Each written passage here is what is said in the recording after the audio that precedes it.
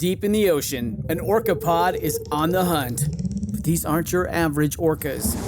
These guys are organized. Marketing team, did you get those social media posts scheduled for the SEAL migration? Aye, Captain. We even have an automated notification for all pod managers when they go live.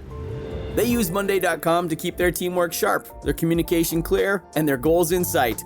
Monday.com. For whatever you run, even orcas. Go to Monday.com to dive deeper.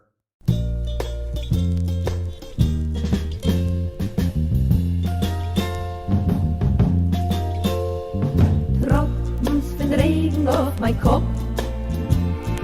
Hinter via Deckel muss es die kleine Fahrt beim Top. Geht mir kein Sach mit, die Tropfen von Regen. Welcome to Kill Me Now. I'm your beautiful host, Judy Gold. And this week we have Matt Braunger, who is a very, very funny comedian who is from Portland, Oregon, where my friend Dan is from, and we talked about that. Yeah, it was so fun talking to him. So I'm sure you'll enjoy part one of my conversation with him. Also, happy Halloween! It's Halloween! I hated Halloween growing up. I mean, I didn't hate it, but I would get Did you go trick-or-treating, Elisa? When I was growing up, I did go trick-or-treating. Elisa's here for the opening. Elisa's here for the opening. Everyone. So I would go trick-or-treating. And I would then bring all this candy home, and then my mother would tell me what I couldn't eat, and then I would get a huge sugar rush and collapse. And, I don't think kids can go trick-or-treating like that anymore. Do you? You used to ride your bike around the neighborhood, and that your mother used to say to you, come home before dinner or be home for dinner, and you would leave. And they had no fucking idea where you were for the afternoon. And then you came home and that was it. And you had your own life. But not anymore. Now we can stare at our phones and our computers and play games. Oh, yeah. So listen, everyone who is a regular listener, I want you to know, on my closing of the show, I always talk and talk and talk. And then I have this thing about whoever's listening to the end, and people write to me. And I've decided to do most of my talking at the beginning now. But I'm going to still have a closing to see who listens at the end. So I want you to know that this Saturday, I will be in East Greenwich, Connecticut.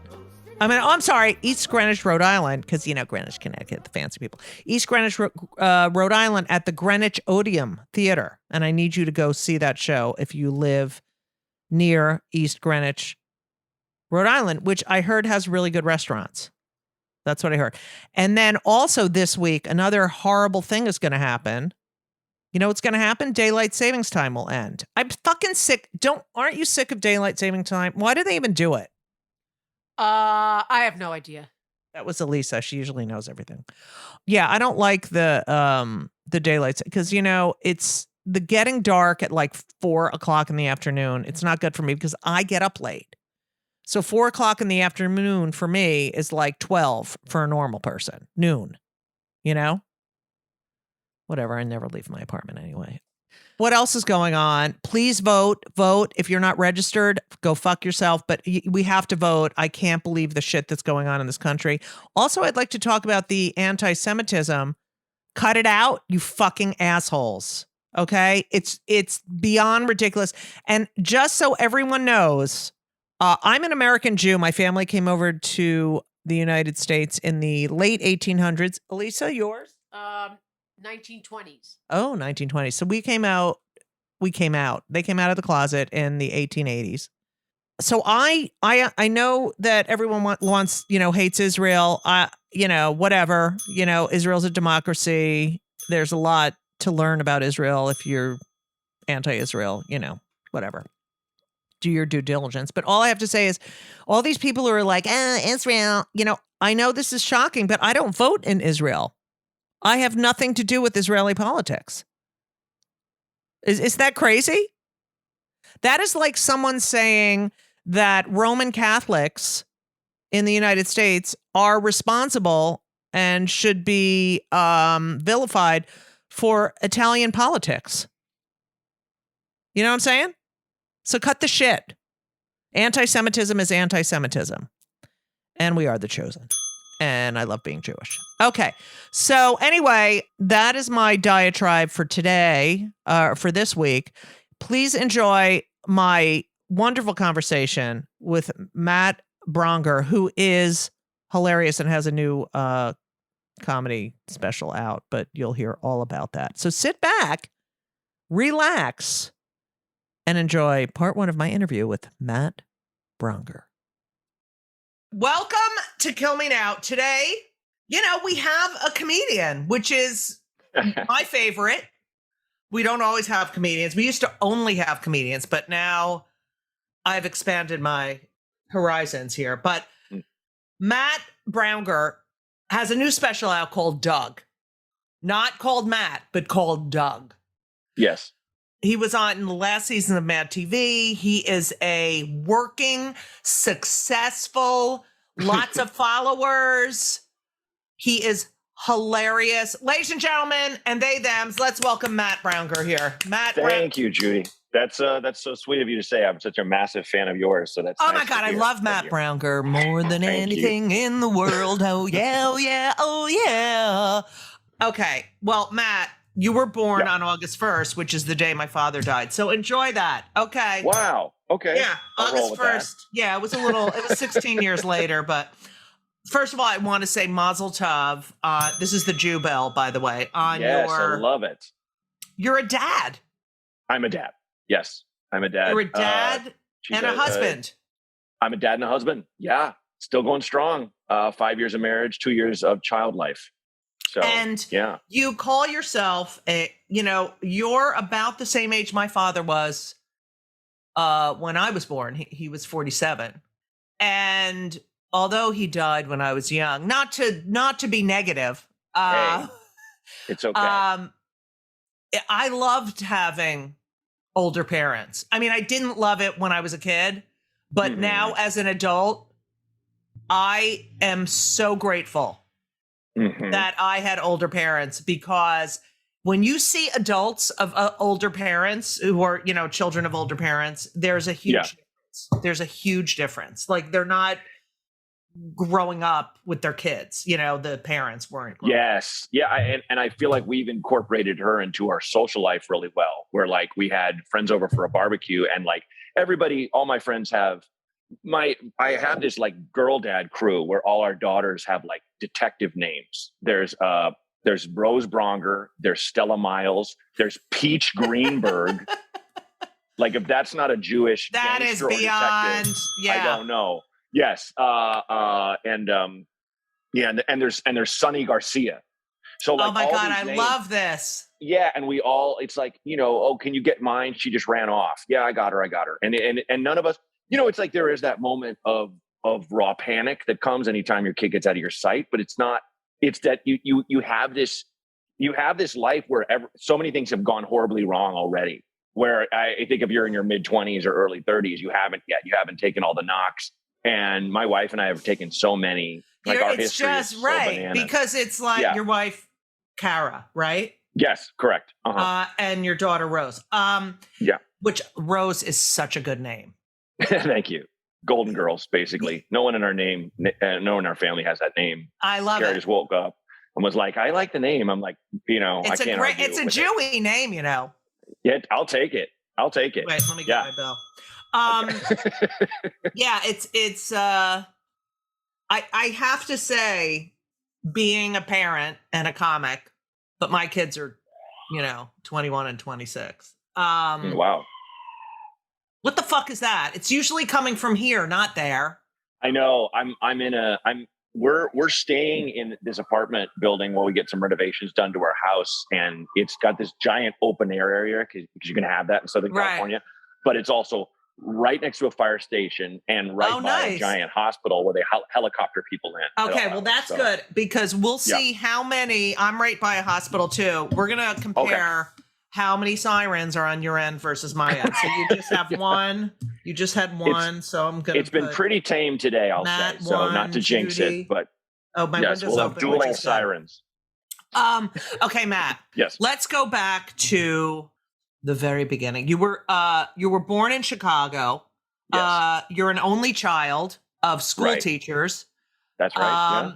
And you were born in Chicago, but your parents moved to Portland, Oregon. Yes.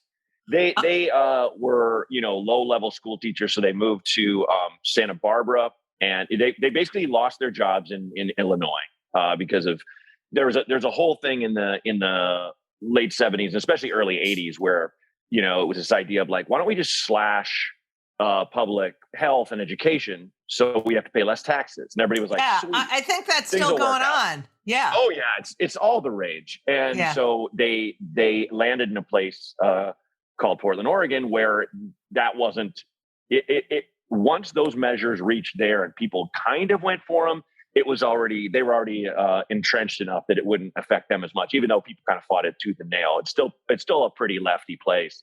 So it didn't, they basically just ended up there because they got jobs. Like my mom got a job at Lewis and Clark College, and my dad got a job in the public school system. So, and what did they teach?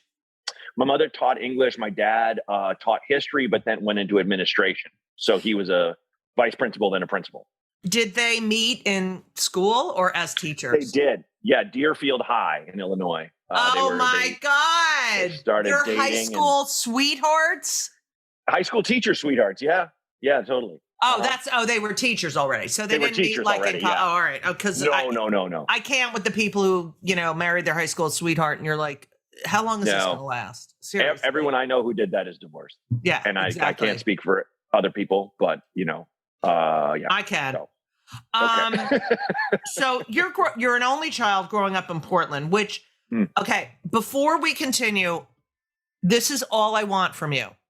Yes. I want to work in Portland. I want to work there. I love Portland. You have to help. Okay, thank you. Yeah, I did something. What'd you do? You did something bad? I did a private gig at what's the stadium where the basketball players play? Well, the Moda now. I know it is the Rose Garden when I was a kid.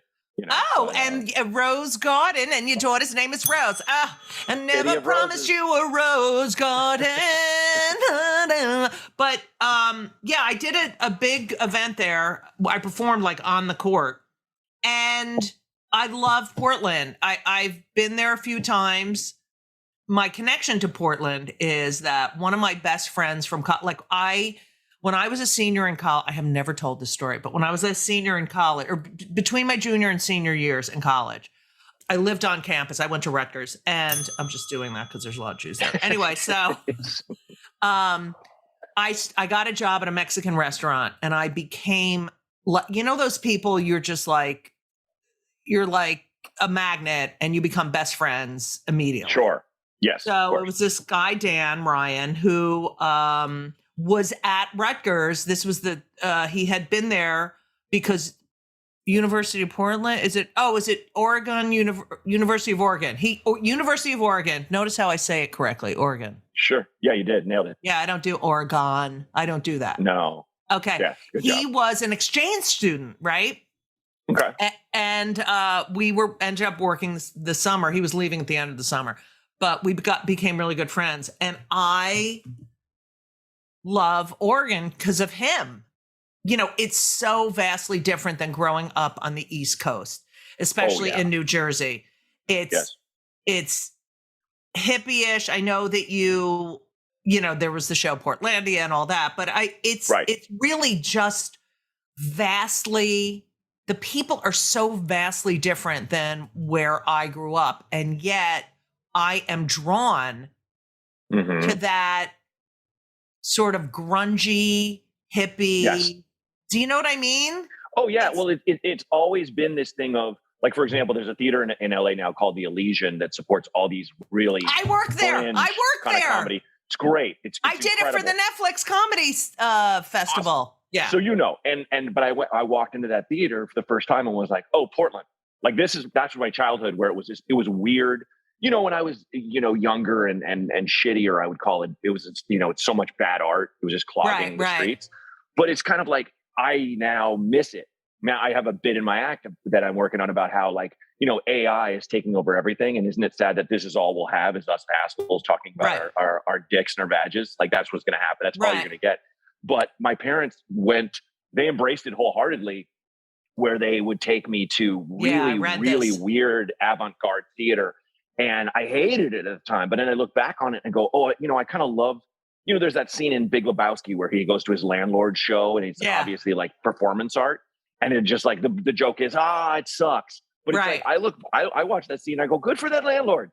Yeah, exactly. He's doing this thing. And so there was so much of that, but there's also stuff that like now the kids worship. Like there were my parents' friends. I grew up with their 3 daughters, Jewish family, and they're like my Jewish sisters, and even to this day. And they live next door to one of the guys who was the Portland Claymation. Claymation was invented in Portland, and a lot of stop motion. Oh, I didn't know that. Yeah, and he did that video, and she was for the Talking Heads. And then we were just like, whoa, that's cool. But it's like, it's beyond cool now. Right. Like I say that to like a 22-year-old who has discovered the Talking Heads and they're like, oh my God, it's the fucking best shit I've ever heard.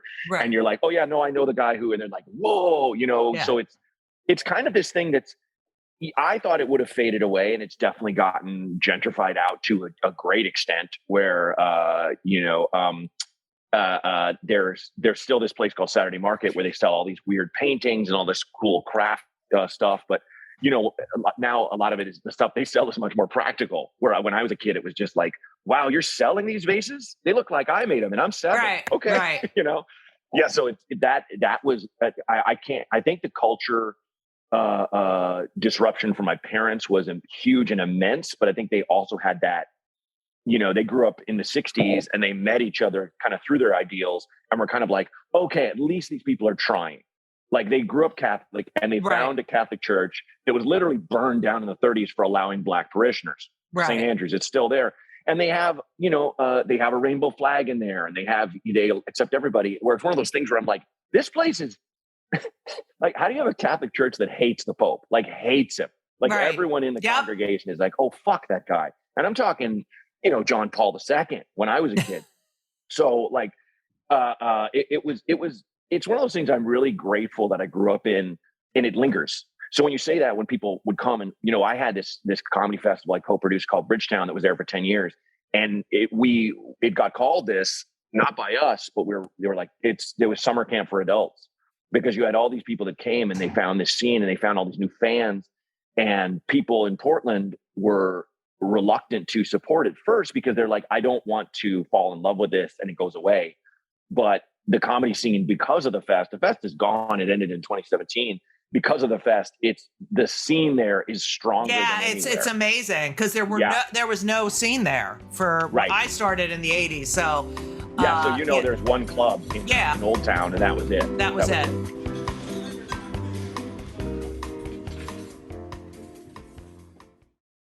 This episode is brought to you by Progressive Insurance. Fiscally responsible, financial geniuses, monetary magicians. These are things people say about drivers who switch their car insurance to Progressive and save hundreds. Visit Progressive.com to see if you could save. Progressive Casualty Insurance Company and Affiliates. Potential savings will vary. Not available in all states or situations. You're growing up as an only child with these parents who are just really open-minded. Mm-hmm. And I have siblings. Did you ever dream, I know you had your neighbors, but did you ever dream, what would it be like to have a sibling? I mean, you probably got so much attention. Yeah. But you didn't get here's what I've read so many articles on, the shit you learn from being a sibling, like how to negotiate, how to change the subject, there's so many things you learn from sibling relationships on how to navigate the world, because they are a little competitive, Oh yeah. So do you think you're different because you really didn't have to compete with anyone? I would definitely agree with that. Different is the exact term I would use. I would say if you put side by side, it's better to be an only child or a sibling. If I have to choose one, I would probably choose sibling because of what you said. But at the same time, my parents had me in, activities. putting a siren down for me. There's your siren. Yeah. My They put parents you on had me- activities. Yeah. Yeah, and like in the arts and also a little bit of and sports if I wanted, but also public schools. I cannot stress the importance of public schools Same. enough because I had to make friends. I'm not saying I would wish this on any child, but I'll never forget that the time my mom, jogged me down to the bus stop because that's what they did in the late 70s and early 80s. They were always jogging. And she took me down and waited for the school bus. And I'd never been on a school bus. And I'd never been like away from my parents except for at another kid's house. And I was going to first grade, so I was 6. I'd gone to preschool, kindergarten. I never went to preschool. And then, but I was like, okay, but I had this thing where everyone's basically like my mom and dad. They think I'm great, and everyone's gonna be nice to me, and it's gonna be, okay, and I can just be myself. Right. I get on this bus. Some of the kids, swear to God, had mustaches. They sat way near the back. This bus was dropping off kids all over the city. Yeah. I get on the bus and I rolled on the window and my mom's waving, running by the bus. And I yell out, "Bye, mommy." And the whole bus screams, "Bye, mommy." And they're just laughing. And I just shrunk. I just felt like a husk where all the hope and the love and the optimism just in that moment got punched out of me. All the innocence is gone. Innocence. Yeah. And, it got better from there. And I definitely had bullies but I had people who told me, "Hey, you got to stand up to that bully." And I had people who were very interesting. Portland was so wild. The thing, 6th grade, I was going to Harriet Tubman Middle School and I was 11 and my best friend was a 13-year-old black girl named Africa. And all I listened to at the time was hip hop and all she listened to was the Sex Pistols. That was Portland then, and I say this with no bullshit in me on this. It never hit me as weird. It never was like, it was just, we would go to punk rock shows. We would go to every kind of thing, or you would, and I think this is before the advent of the internet where I would go on TikTok and someone would think that was weird or stupid, because of the algorithm, because of definitions, because of rankings and all that jazz. It was just, everyone was just fumbling. But because we had people that were very open-minded like that, and you mentioned my parents were open-minded. Yeah, but they were deep down, my mother especially, kind of a waspy Catholic in her own way. Yeah, definitely. Came from a bit of the Chicago upper crust. My dad did not. I mean, I joke that I'm a Braunger of the Sioux City Braungers, Sioux City, Iowa Braungers. There's a helicopter. No, I'm not doing helicopter. I'm only doing siren. No, don't. Please don't. Yeah. Well, that's even worse. Like when the children's hospital one comes, I'm like, okay, get that kid in there. Right. When it's a cop, like, come on. Oh, yeah, I know. What are you doing? Are you looking for homeless? No, they should do it because it's really good for the environment too. Yeah. God bless them. Yes. Like Kendall Jenner flying her private jet from LA to LA to avoid 5 minutes of traffic. Yeah. My God. They're great. I love them. Impressive. So I love the Kardashians. I love them. They're crazy. They're amazing. All right. So, okay, where the hell were we? You were in the middle of something. Oh, just saying how it was a very. I get why people like Portland, and the thing that gets me now is and your mother being a Catholic, and also, the fact that they found a church that was like-minded. So, and my kids went to public school here in New York, and they are so much better for it. I mean, the kids that went to the private schools, I'm not dissing private schools, but I am. It's like you're with the same people that are like you, Right. And that's not the way the world is. It's so isolating. Yeah. And it's like, I'm the last person to say this about any kind of educational platform, but a lot of times when there is a lot of money getting poured into this school, there is an agenda and it probably aligns with mine. It probably is like a very left-leaning thing, but I feel like I want my kid to have different voices all over the place. Whereas if you have, say, a school that has Right. one major donor and they pump in a couple $100 million a year, and that person is like, I don't want you to teach. I want you to teach more of this and less of this. It's like, I don't want that. I don't want anyone having that power. I would like all of us as parents and as voters and as parts of our community to go, I'd like, I mean, I have no problem, like definitely teach Howard Zinn, because that is the real history. I love Howard Zinn. Yeah. Yes. But at the same time, come at it from different angles, let's say, where that's all. Because everyone has a different experience with the truth. Yeah. Can I tell you something I just thought of? My friend's mother had assisted suicide a couple years ago. She had a very bad affliction, and she was like, I don't want to go through that kind of pain. There's nothing they can do for me. And when my parents moved to Portland, I mean, you want to talk about like the friends they met and had were, I mean, pretty much full on communist. And she was, they gave her the drug, and she had, a bit of time to just talk with her son and daughter, but she was really high too. And so she was just kind of stream of consciousness. And the one thing she said that my friend Lev told me that just made me laugh out loud, because he and I grew up together. Lev, when I met him, I was like, your name is Love? And he's like, Lev, man. And I'm like, oh, but it was like, I wouldn't be surprised. Right. In Portland, somebody named their fucking kid Love. But he told me his mom just was like veering off and just talking about, oh, I love you kids so much. And I loved it, blah, blah, blah. And she stops and goes, why did we waste so much time with communism? that just killed me. Because I just remember where, my friend's dad was like, I'm thinking about flying to Central America to help the Sandinistas. It's like, do what? You're going to get shot, man. And killed, How are you helping? You're literally being the problem of white entitlement right now. Exactly. You're not John Wayne, man. You don't even own a gun. Oh my God. Just that was the that's so funny. Leftism that I had around me as a kid sometimes that even to me was as silly as extreme right wingism almost. So anyway, I just had to share that. That's crazy.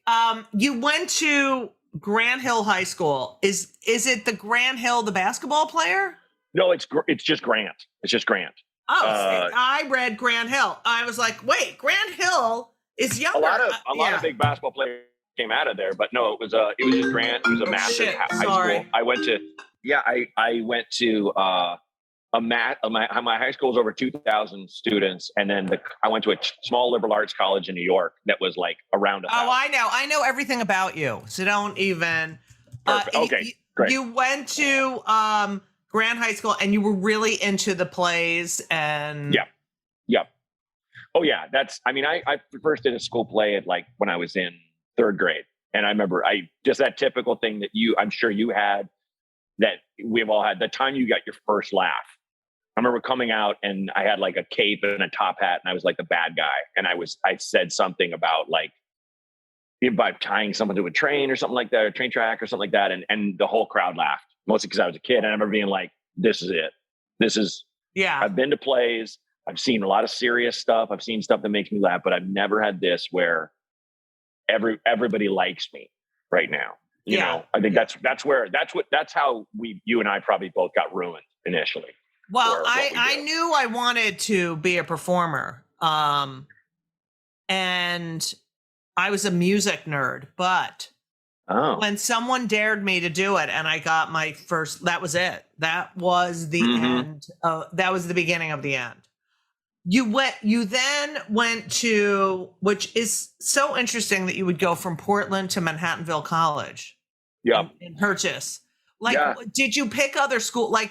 It's so far away. I applied. I really had a weird application process where I wasn't sure what I was doing. So I kind of got myself led along by this advisor who I later found out was kind of trying to veering me towards traditionally Catholic places that were still pretty liberal. And so, I applied. My number one was McAllister, and that's in Minneapolis. It's very, very, very good art school. Manhattanville was, small but really good, and it was a half-an-hour train ride from the city. I wanted to just go. The biggest piece of advice I took from any of my parents or advisors or friends' parents was my friend's dad was like, just go as far as you can. And just, you'll get so much more perspective that way. Your parents aren't going anywhere. And he's like, you can always come back here. And I had friends who were going to U of O, and I had friends who were going to PSU, and I had friends who were, staying in the Northwest and things. And I was like, well, why don't I just try this? And it turned out to be great, because I had all these really good professors. It was weird because I felt very stranded, in this area, in a small campus surrounded by a giant wall with a castle at the edge of the quad. And there was nowhere to walk to. It's Westchester County. It's just right. It's like a massive field with a mansion in the distance. It's but it is the richest beautiful. Of the rich. Yeah. Oh, it's so gorgeous. Elisa, my lover, is from Westchester. My lover, Elisa. Okay. Yes, but your parents must have freaked out when you left because you're an only child.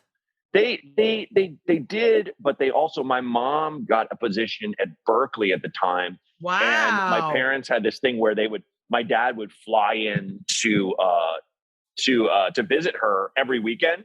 And then he was like, fuck this, let's rent the house. And so they got an apartment in Berkeley together and loved it. And so they had like this kind of second life. Yeah. That's childless so cool. life. Yeah. It coincided kind of beautifully with the timing. So you studied theater right. at Manhattanville. Were you the only straight guy in your theater? I was definitely the only, that's how small my college was. I was the only guy in my musical theater classes, just the musical theater class. Like everything else, there were other actors, but it was this kind of, no one had any interest. And I really liked doing them in high school. They fell out of favor with me because it wasn't really my thing. And I was really getting into more avant-garde stuff. I was a huge fan of comedy, but I'd never even considered it. And then, not to get ahead, but when I left and went to Chicago, I found out about all this avant-garde theater and also about improv. And Did you, when you were at Manhattanville, did you come into the city a lot? Yeah, we would go at least every other weekend. We would typically get off the train at like St. Mark's Place and wander around, talk about an area that's changed. Yeah. And not that all of New York has not, but occasionally Brooklyn. And I had this performance art theory class, I believe, where we would just get taken to all kinds of productions. We got taken to everything from Angels of America, which was on Broadway at the time. That's so great. Yeah, to just a movement theater where it was just a lot of shapes and dance, but not. So stuff that like, and everything in between. So, the big shows and then the little shows that were kind of barely holding on. We saw, I'll never forget, we saw Issei Ogata, who was a Japanese comedian, and almost that term gets passed around, but like the Robin Williams of Japan kind of thing. And he did one man performance art where he would just do a character. Right. And it was, but so much of it was about how crushing, I guess, traditional Japanese society can be for the individual, and how stifling. And and we had a thing in our ear where a translator was saying. Oh, he was doing it in Japanese. Yeah, and he was one character or multiple characters. He was multiple, like once. So like Whoopi Goldberg, like they were monologues. Right, yes, yeah. Thank you. Much more than Whoopi Goldberg of Japan, and he did like a old Japanese businessman, obviously richer than anything, but was basically just like frozen all the time. Yeah. Very angry. And then he did a guy whose whole job was just to watch an empty parking garage underground. And at one point, it just gives him a directive. And he's like, no playing around, just watch for burglars or anything. And he's like, but there's nothing to steal. Don't talk back. And he's just sitting there. And he kind of just starts moving when he realizes no one's around. And he starts dancing. And he puts a leg out and he starts really getting into it. And then a voice in the middle of it just goes, stop dancing. And it's like, it was this funniest laugh break for everyone. But it's just like, yeah, that's exactly how it must be. Right. Where it's like, this is your role. Do not ever deviate. Yes. Where for what we do, that's insane. That would be like if you were doing a story someone has seen and they interrupt you and go, no, that's not what your sister said. And you're like, bitch, I will change the story. Shut the fuck up. You know, like, yeah, so, the theater / comedy, you know, working in a club versus working in a theater, it's so vastly different. And also, you know, I don't know if people know that the equity rules, once the script is set, you are not allowed to veer from that script, or you get in trouble. They have people come in and yeah. Especially if your show's a hit. There was a guy I listened to on a podcast who was a director, and was like, it's such an interesting era where people will tweet at me that someone dropped a line or something. And it's just like, that's interesting. I mean, I feel like that era can fuck itself. It's like, okay, if you're a nerd for Cats, great. If you've seen Cats 1,000 times, great. But you're not involved. Your love is wonderful. But for you to go, ooh, like just snitch somebody out. Yeah, shut the fuck up. It's like the Yelp review. It's like, but we've all done that. Like that's what's wrong with this fucking world, is this stupid social media that I had a bad experience here, even though I caused it. So I'm going to write something real. It's awful. Oh, I mean, I've been in plays where I've had diarrhea. I've been in plays where I'm like, I am deathly sick, you know, and you get off stage and you just collapse sweating onto a couch because the show must go on and there's no understudy. And, you know, you know, for someone to be like, why was he so sweaty? Is he hungover? It's just like, all right. Oh, you know I dodged a bullet. This was before we even had phones that filmed, but you know, back in my theater days. But my best friend, Bob Smith, who died of ALS, and he was an amazing comedian, and he was doing gigs, and his speech started to become compromised, and it sounded like he was slurring. I mean, he did stand up until he could, where people could understand him. And he did a private gig, and they complained that he was drunk, and he started talking about that I have ALS, and on stage, and he had the greatest, I have ALS and I fucking hate baseball. I have Lou Gehrig's disease and I hate, but so I mean, it's just, people are just fucking assholes.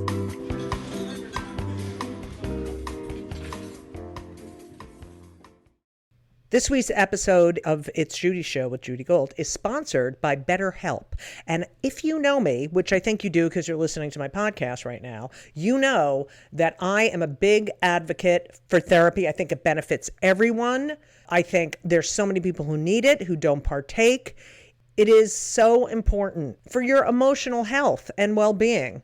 Therapy is fantastic. It is in every stretch of the imagination. And if you're thinking of starting therapy, please do it. But please give BetterHelp a try. It is entirely online. It's designed to be convenient. It's flexible. It suits your schedule. You fill out a brief questionnaire to get matched with a licensed therapist, and you can switch therapists anytime for no additional charge. I have switched therapists in my life. I've had many, many therapists, and sometimes it's not a great fit for you, but don't give up. Therapy is beneficial. You can learn about yourself. You can process and just be emotionally healthy. I'm telling you, do it. BetterHelp is great because, when I used to schlep to my therapist's office, it was so annoying. You have to do it and you sit there and you wait, and then I'm telling you, doing it online is fantastic. And BetterHelp is amazing. I know a lot of people who've used it. So if you're thinking about therapy, go to BetterHelp.com. Let the gratitude flow. This is Gratitude Month, people. So you need to let the gratitude flow with BetterHelp. Visit BetterHelp.com/JudyGold, JudyGold, today, and you will get 10% off your first month. That's BetterHelp, HELP.com/JudyGold. You're welcome. Okay, so you graduate college and you move to Chicago. You don't move back to Portland. Right. I wonder why. So I know now that you were not pursuing stand-up, because had you pursued No. stand-up, you would have gone to New York, right? Yes, I would have. I was somewhat aimless. I didn't go. I knew I didn't. My big thing was I had friends who went straight to Manhattan, and they were living like, these tiny rat hole apartments because none of us had any money. And I was kind of like, I talked to my friend Erin, who I grew up with, and she and her sister grew up with actor parents. So we always had. Erin lived in New York? No, Chicago. She right. had moved. What's from her Portland, name? Chicago. What's her last name? Oh, Is she well, no, Jewish? it was Gretchen. Gretchen. Oh, forgot it. Not Jewish. Okay. No, yeah, O'Connell. So no. No, absolutely not. And she basically was talking about all the cool stuff that was happening in the hundreds of black box theaters in Chicago. And on the one hand, I was telling myself, yeah, this seems much more my speed, but I was also very afraid of just being in New York with no money by myself. Yeah. Because I was afraid of failure. I'm just being very honest with you now. And it turned out to be, it's scary. It was the best thing for me because I found improv and I found stand up and I found much more of a way to make a path to making a living. Like I remember having a crossroads where the head of the theater department was like, I think you should take this Shakespeare intensive after college. And I remember going, I'm already so deep in debt. And do I have a guaranteed role in King Lear when I'm done? Yeah. No, and I was like, nah, no, I'm always going to love Shakespeare, but like, no. I want more options than that one. So that was how I got to Chicago. So you go to Chicago, you have some weird job. You worked in a greeting card store. Is that correct? Oh no, that was during college. That was my summer job in college. Yeah. That was an incredibly boring job that I based my thesis play that I wrote as a senior in college on. Like, what if it was a door to another dimension or something? Because it was just like it was a level of unfathomable boredom where I was like, there has to be more to this job than this, and there really isn't. And there wasn't. Okay, there wasn't. And you were? Did you train to become a clown? No, I just did. We took classes that were like under guys who were like in the Commedia dell'arte kind of thing, which I remember that being a very strange moment where he's at the front of the lecture hall and he's doing all the characters, and he went to Italy to study it. And it's one of those things. Oh God, what's his name wrote that show? Studio. I was just talking with John Roy, a Chicago comedian, about this. That Studio 54 and the Sunset Strip show. Yeah. That knew nothing about comedy and nothing about SNL really. And then, was just saying how that one comedian was like, we should do Commedia dell'arte. It's like, no comedian is saying that. None of us are saying, let's do it. Like, it's like, if anything, I would pick like, oh, let's do some Catskills routines. Yeah. Those are funny. Yeah. Those resonate. There's slapstick, there's gags, a guy with a giant penis nose going rah, rah, rah. Yeah. Like that's about funny for 3 seconds. So he did all these characters on stage, and then he got done, and he's like, you can laugh. We're all like, dude. Oh, if you're saying that, it was the Jeb Bush, please clap. Oh, it was God. Like, it was that like, yeah. We were like, God, he's killing. I don't want to be embarrassing and laughed out loud. Yeah, I was holding it in. Oh my God. That's hilarious. I have a student of mine who was a professional clown and went to clown school, and it's so hard. It's hard, a lot of respect.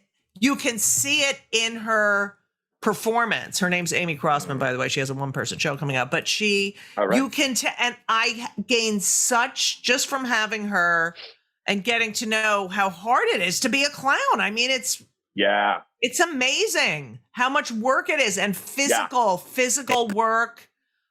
Just respect the clowns, bitches. Seriously. Yeah. So oh wait, I have to ask you this question. Did your father really have a van and take old ladies shopping? Yes. And the funny thing was that I found out about that. See, my dad, he's a man of very, not a lot of words. You get him talking, it's cool and stuff, but that's so funny because you were a man of many words. Yeah. Many. And I will share my feelings. I will let you know if I'm hurting or sad or happy. I'm that guy who I don't really smoke weed anymore, but when I used to, I would walk right up to people at parties and go, "Hey, I'm just know I'm high. So sorry. Just know it's like, great. Thanks, strange, huge. Wasn't even paying attention to you. So great. Couldn't care less. Yeah. Yeah. My dad never wants to burden you. So my dad did hospice work for a while, and I would be like, "Hey, with Dad, your parents. Like, what the fuck is with your angel parents?" It's ridiculous. It's ridiculous. Yeah. And my dad would be like, "Oh, I was hanging out with Bernie," and I'm like, "Okay, Dad, who's Bernie?" "Oh, he's this old guy. He's dying." Okay, I've decided he's Jewish. Yeah, go ahead. I go, "Excuse me?" And my dad's like, "Oh, I didn't tell you I'm doing hospice." Like, no, fucker, leave with that. He's this old guy. He's dying. Like, don't worry about it. Like, would you just tell me that you sat with a man? Oh my God. And read him books? And my dad said this. He's like, it's hard, but it's not bad because they don't really want you to talk. Most of they just want you to listen. And I can do that. So he would just sit and listen to rambling people, in their final days. He's so patient. Yeah. Oh my God. And he did foster care work where, just monitoring kids in homes where they just making sure they're not in danger. But yeah, the thing how I found out about him driving the old ladies to go shopping is my mom. I came home for a visit and I was like, "Where's Dad?" And my mom was like, "Oh, he's with these ladies." And I was like, "Excuse me? It's what? What? Dad has a harem? What's going on?" And my mom was like, "Oh no, he takes elderly women shopping at Lloyd Center." And I was like, "Get the fuck out of here." And I did. I got all the information I could get out of him. And so in the bit, it became that he puts women in a van. Oh yeah, it's in the bit. And gives it kind of a joke. And my dad. But your dad got mad. You said that he rents a van, so he got mad. Well, he was like, "It's not a van; it's a station wagon." I'm like, "Too late, Dad. The special got shot." It's funny. I'm allowed to say van instead of station wagon. 100,000%. Yeah. This is my art. I can embellish. So you go to Chicago, and you're just, I don't know, putzing around, as we say. Right.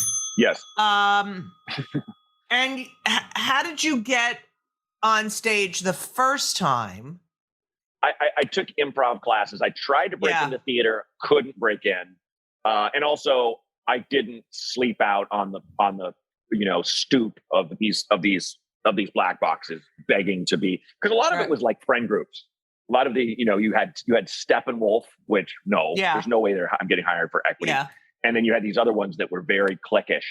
And I was kind of like, I saw some of the plays and I was like, this isn't really resonating with me. And then I was waiting tables, and a few of the waiters and our servers were like, "Oh, you should take classes at one of the improv places." And I was like, "Well, it makes no sense to take a class to make things up." And they're like, "You'll learn what I mean if you do it." And I was like, "Okay." And so I put a little money aside and I took levels 1 through 5. Level 5 I took with Del Close. Love Del. Yeah. And he, I always, my friend had a great point where he's like, our parents all remember where we were when Kennedy was shot. We all remember in the Chicago scene, the 1 or 2 times we made Del laugh, because he just wouldn't laugh at anything. Yeah. And if you had some move or choice that made him laugh, you had that like a jewel you just kept close to yourself. And then they added, I was on an improv team. We were doing okay. And they added a 6th level. And I was like, I don't have the money. And, I'm not going to intern, which means hauling kegs every weekend for you for free. And they're like, well, then you're off the team. And I was just like, well, then I'm a stand-up, because I'd been doing open mics at that point.